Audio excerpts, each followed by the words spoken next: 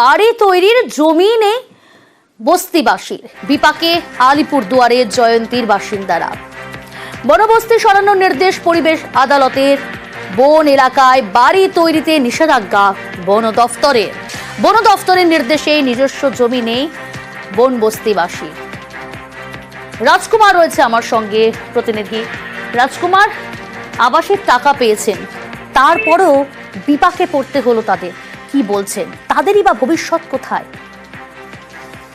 দেখো, একদমই প্রিয়াঙ্কা, সেটা হচ্ছে যে বক্সা ব্যাঘ্র প্রকল্পের ভেতরে থাকা এই যে জয়ন্তী যে বনগ্রাম, সেই বনগ্রামে কিন্তু আবাস নিয়ে এক নতুন জটিলতা তৈরি হয়েছে। সেটা হচ্ছে যে এই যে জয়ন্তী বনগ্রামের যে মানুষেরা 60টিরও বেশি পরিবার এখানে কিন্তু আবাসের যে প্রথম কিস্তির 60,000 টাকা, তারা কিন্তু সেই 60,000 অর্থাৎ 60,000 টাকা তারা পেয়ে গেছে, কিন্তু তারা বাড়ি তৈরি করতে পারছেন না।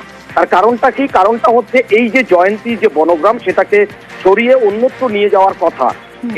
এবার এখানেই দ্বিধা এবং দ্বন্দ্ব তৈরি হয়েছে। না, দ্বিধা দ্বন্দ্ব তৈরি হয়েছে ঠিকই, যেমনটা বলছো রাজকুমার। যেখানে বন দপ্তরের তরফ থেকে কি কোনো বাড়ির বিকল্প ব্যবস্থা করা হয়েছে তাদের জন্য? রাজ্য টাকা দিয়েছে, রাজ্যের আবাসের টাকা পেয়েছে, কিন্তু তারপরেও তৈরি হলো না। তারপরেও তারা এই কোনো ছাদ নেই, ফাঁকা ছাদের নিচেই তাদের দিন কাটাতে হচ্ছে। কেন? দেখো, এই যে জটিলতা, যে পুনর্বাসন, অর্থাৎ এই যে বক্সা ব্যাঘ্র প্রকল্পের ভেতর থেকে এই গ্রামটিকে সরিয়ে নেওয়া হবে কি হবে না, এই দ্বিধাতেই কিন্তু আবাসের ঘর তারা তৈরি করতে পারছেন না। প্রশাসনের পক্ষ থেকে জানানো হয়েছে যে 2 সপ্তাহ সময় চাওয়া হয়েছে, যে 2 সপ্তাহ বন দপ্তর জানিয়েছে যে 2 সপ্তাহ আমাদের সময় দিন, 2 সপ্তাহের মধ্যে আমরা জানিয়ে দিব যে আপনাদেরকে অন্যত্র আমরা সরাতে পারবো কিনা। যদি সত্যি সত্যি সরানো যায় তাহলে নতুন জায়গায় আবাসের টাকা দিয়ে তারা ঘর তৈরি করবে, আর যদি সরানো না যায় তাহলে কিন্তু জয়ন্তীতেই তাদের এই ঘর করার অনুমতি দেবে। কিন্তু প্রশ্নটা হচ্ছে, যেখানে আবাসের টাকা ঢুকে গেছে, অনেকে নানান অসুবিধে, অসুখ বিসুখ, গরিব মানুষ সকলের লেগেই যাচ্ছে, এইবার এই আবাসের টাকা খরচ হয়ে গেলে তার দায় নেবে কে? এই প্রশ্নেই কিন্তু এখন জটিলতা তৈরি হয়েছে প্রিয়াঙ্কা জয়ন্তীতে। গোটা রাজ্যে আবাস নিয়ে কিন্তু এটি একটি নতুন ধরনের জটিলতা। প্রিয়াঙ্কা, বেশ, সবাই বলতেছে যে কিছুদিন পরে বানানোর জন্য জয়ন্তী ওঠার কথা, দেখি এখন। মানে চিন্তায় আছেন নাকি? বন দপ্তর প্রশাসন থেকে কি বলছে? এখন ওদের কবে মিটিং হবে, মিটিং করবে বলে। সবারই তো ঢুকছে, ওরা কি করে, ওরা যা করবে আমরাও তাই করব। আমাদেরকে এখন ফরেস্টের থেকে পারমিশন দিচ্ছে না, তাই আমরা খুব চিন্তায় পড়ে আছি, কি করব না করব। তার জন্য আমরা মোটামুটি একটা প্লাস্টিক দিয়ে আপাতত আছি। টাকা পায়েও আমরা বাড়ি বানাইতে পারতেছি না, আপাতত রাখাই আছে টাকাটা। যখন পারমিশন যদি দেয় তাহলে তো করতেই লাগবে, তাহলে আমাদের একদমই উপায় নেই। এবার আপনারা বাড়ি করবেন? হ্যাঁ, বাড়ি তো যদি বলে করতে করব। কেন করতেছেন না? কারণ ফরেস্ট থেকে উঠার কথা, তো যদি উঠে যায় চিন্তা আছেন? চিন্তা আছে, যদি জীবিত থেকে কোনো অর্ডার দেয় তাহলে খুলে বাড়ি বানাবো। ওইটা জেলা পরিষদ বলতে পারবে, ওদের তো ওই ল্যান্ড নিয়ে প্রবলেম আছে হয়তো। হ্যাঁ, জেলা পরিষদ ওটাকে একটা পাট্টা বা এতে কি করেছে, জেলা পরিষদে বলতে পারবে। এই মুহূর্তে আমার কাছে কোনো ইনফরমেশন নেই কি বলেছে জেলা পরিষদ। আচ্ছা, আবাসটা জেলা পরিষদ দেখে। আচ্ছা, তবে হতে পারে যে ওই ল্যান্ড নিয়ে ডিসপিউট আছে, তো হয়তো উইথহেল্ড করতে বলেছে, হয়তো সলভ করে তারপর কিছু করবে। দেখুন, কেন্দ্র সরকার যখন সরিয়েছিল এর আগেও 2টা বস্তিতে, একটা বস্তি ছিল কালচিনিতে এবং কুমার গ্রামে, তাদেরকে প্রত্যেককে ক্ষতিপূরণ দিয়েছে। যদি যারা এডাল্ট ছিল প্রত্যেককে দিয়েছে। সেরকম যদি থাকে তাহলে তো পর্যাপ্ত মাত্রা ক্ষতিপূরণ দিয়েই তাদেরকে মনে করেন সরানো হয়েছে।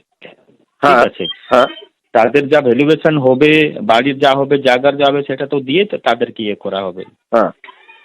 এমনি তো কাউকে সরানো হয় না, এর আগে যাদেরকে সরানো হয়েছে তাদেরকে তো পর্যাপ্ত মাত্রা ক্ষতিপূরণ দেওয়া হয়েছে। সেখানে দেবে, সেটা খতিয়ে দেখা হবে কি আছে কি না আছে। ঠিক আছে, আমাদের নজর থাকবে বন দপ্তরের তরফ থেকে কি বিকল্প ব্যবস্থা করে দেওয়া হয় তাদের জন্য, কিংবা কেন্দ্র কি ব্যবস্থা নেয়। কারণ রাজ্য ইতিমধ্যে কিন্তু আবাসের টাকা তাদের দিয়েছে, তারা এখন আশঙ্কা করছেন সেই টাকা খরচ না হয়ে যায়। এরই পাশাপাশি জানিয়ে রাখি, চন্দ্রকোনা, সেই চন্দ্রকোনায় আবাসের টাকা ফিরিয়ে দিলেন তৃণমূলের বুথ সভাপতি। পাকা বাড়িতে থাকেন, তা সত্ত্বেও তৃণমূল নেতার অ্যাকাউন্টে ঢোকে আবাসের টাকা, আর এ নিয়ে শুরু হয় শোরগোল। শেষমেশ বাংলার বাড়ি প্রকল্পের প্রথম কিস্তির 60,000 টাকা ফেরালেন তৃণমূলের বুথ সভাপতি তপন মণ্ডল। পশ্চিম মেদিনীপুরের চন্দ্রকোনা 2 নম্বর ব্লকের ভগবানপুর গ্রাম পঞ্চায়েত। এখানকার খুরশি এলাকার বাসিন্দা তপন মণ্ডল, তৃণমূলের বুথ সভাপতি, থাকেন পাকা বাড়িতে। তারই নাম বাংলার বাড়ি প্রকল্পে।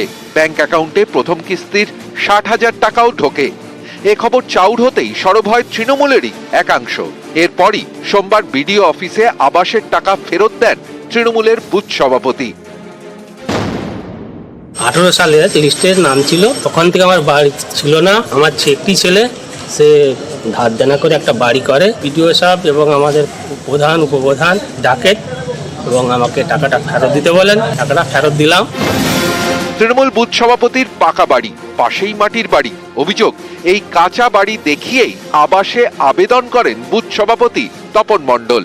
তদন্ত করে দেখেছি যে হ্যাঁ সত্যি ওনার একটা পাকা বাড়ি রয়েছে। আমার সঙ্গে অফিসে দেখা করতে বলেছিলাম, উনি এসেছিলেন। প্রথম কিস্তি যে 60,000 টাকা ওনার অ্যাকাউন্টে ঢুকেছিল সেটা ফেরত দিতে হবে, তো উনি কথা রেখেছেন, উনি ব্যাংক থেকে টাকা তুলে উনি ফেরত দিয়ে দেবেন।